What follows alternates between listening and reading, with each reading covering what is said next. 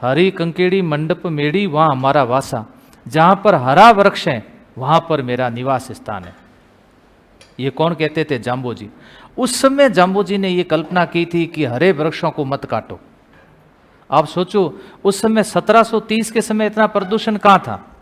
इतनी गाड़ियां थी क्या? इतना धुआं था क्या?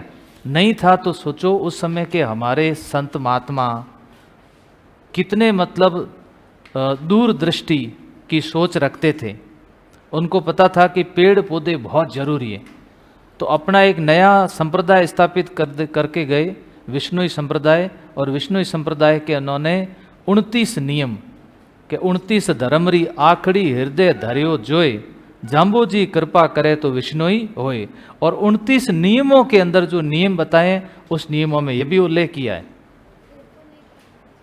किसके बारे में? पर्यावरण के बारे में भी उल्लेख किया है कि लीला रुखनी गावना ने गावे दियो प्राण, सिर साटे वृक्ष बचे तो भी सस्तो जान।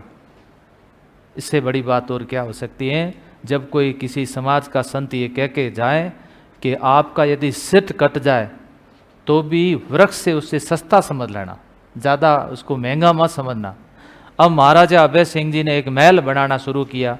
पहले आपको पता है महल जब भी बनता था उस समय चूने को जलाने के लिए लकड़ियों की जरूरत पड़ती थी। चूने से बनते थे, चूना जलाया जाता था, लकड़ियों की बहुत ज़्यादा जरूरत पड़ती थी। तो गिरधारी दास भंडारी को कहा कि तुम जाओ और लकड़ियाँ लेके आओ। आप हरे वृक्ष ज़्यादातर किस क्षेत्र में मिलेंगे? आज भी आप चले जाना, जहाँ पर विष्णुई समुदाय ज़्यादा है वहाँ पर एक तो वृक्ष मिलेंगे, पशु पक्षी अनाप शनाप मिलेंगे, हिरण वगैरह। वहाँ पता चल जाएगा कि ये विष्णुई बेल्ट है, ये विष्णुइयों का इलाका है। तो वहाँ वृक्ष देखे कि वृक्ष तो बहुत गजब पड़े, यहाँ वृक्ष इनको काट देते हैं। तो काटते समय वहाँ पर रामो जी की पत्नी अमृता देवी, उन्होंने आकर के इसका विरोध किया कि तुम वृक्ष नहीं काट सकते। गिरधारी दास भंडारी ने कहा कि राजा साहब का आदेश है और हम वृक्ष काटेंगे। तो उन्होंने कहा वृक्ष काटने से पहले सिर काटना पड़ेगा इस अमृता देवी का। ऐसे करके 363 स्त्री और पुरुष, 294 पुरुष, 69 स्त्रियां वृक्षों की लिपट गई। और इन्होंने गिरधारी दास ने उसमें घमंड में यह आदेश दे दिया कि आप जाओ और वृक्षों को काटो।